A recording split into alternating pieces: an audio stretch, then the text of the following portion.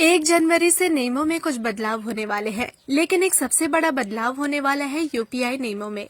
आज हम आपको यूपीआई के नियमों की जानकारी देने वाले हैं, साथ ही बताएंगे कि इसमें क्या नया मिलने वाला है। आरबीआई ने फैसला लिया है कि यूपीआई 123 पे की ट्रांजैक्शन लिमिट में बदलाव किया जाएगा। भारतीय रिजर्व बैंक ने लिमिट में इजाफा करने का फैसला लिया है। यूपीआई 123 पे का इस्तेमाल करके यूजर्स 5,000 की जगह 10,000 रुपए का ट्रांजैक्शन कर पाएंगे। तो चलिए अब आपको बताते हैं कि आखिर क्या होती है यूपीआई 123 पे। यूपीआई 123 पे सर्विस यूजर्स को दी जाती है। ये एक ऐसी सर्विस है जिसमें यूजर्स को बिना इंटरनेट कनेक्शन पेमेंट करने का ऑप्शन दिया जाता है। यही वजह है कि आरबीआई की तरफ से ऐसी ट्रांजैक्शन को कंट्रोल करने के लिए पूरा प्रयास किया जाता है, लेकिन अब इसमें भी बदलाव किया गया है। यूपीआई 123 पे में यूजर्स को पेमेंट करने के अधिकतम 4 ऑप्शन दिए जाते हैं। इसमें IVR numbers, missed call, OEM, embedded apps और साउंड बेस्ड टेक्नोलॉजी का इस्तेमाल किया जाता है। तो चलिए अब आपको बताते हैं कि आखिर क्या है डेडलाइन।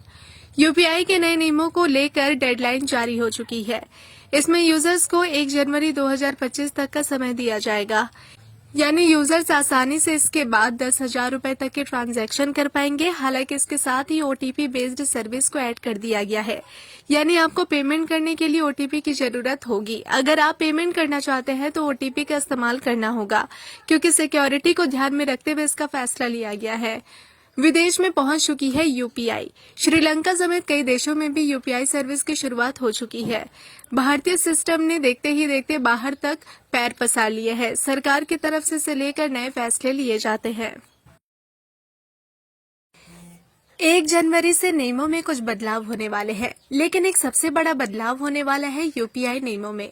आज हम आपको यूपीआई के नियमों की जानकारी देने वाले हैं, साथ ही बताएंगे कि इसमें क्या नया मिलने वाला है।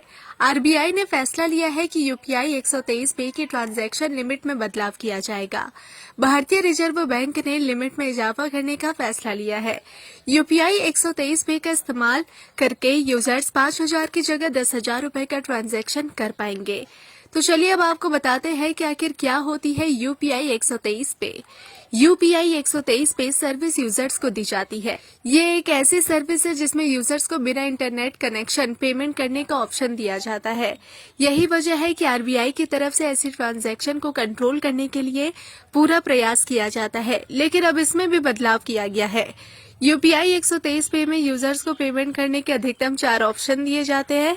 इसमें IVR numbers, missed call, OEM, embedded apps और साउंड बेस्ड टेक्नोलॉजी का इस्तेमाल किया जाता है। तो चलिए अब आपको बताते हैं कि आखिर क्या है डेडलाइन। यूपीआई के नए नियमों को लेकर डेडलाइन जारी हो चुकी है। इसमें यूजर्स को 1 जनवरी 2025 तक का समय दिया जाएगा, यानी यूजर्स आसानी से इसके बाद 10,000 रुपए तक के ट्रांजैक्शन कर पाएंगे। हालांकि इसके साथ ही ओटीपी बेस्ड सर्विस को ऐड कर दिया गया है, यानी आपको पेमेंट करने के लिए ओटीपी की जरूरत होगी। अगर आप पेमेंट करना चाहते हैं तो ओटीपी का इस्तेमाल करना होगा, क्योंकि सिक्योरिटी को ध्यान में रखते हुए इसका फैसला लिया गया है। विदेश में पहुंच चुकी है यूपीआई। श्रीलंका समेत कई देशों में भी यूपीआई सर्विस की शुरुआत हो चुकी है।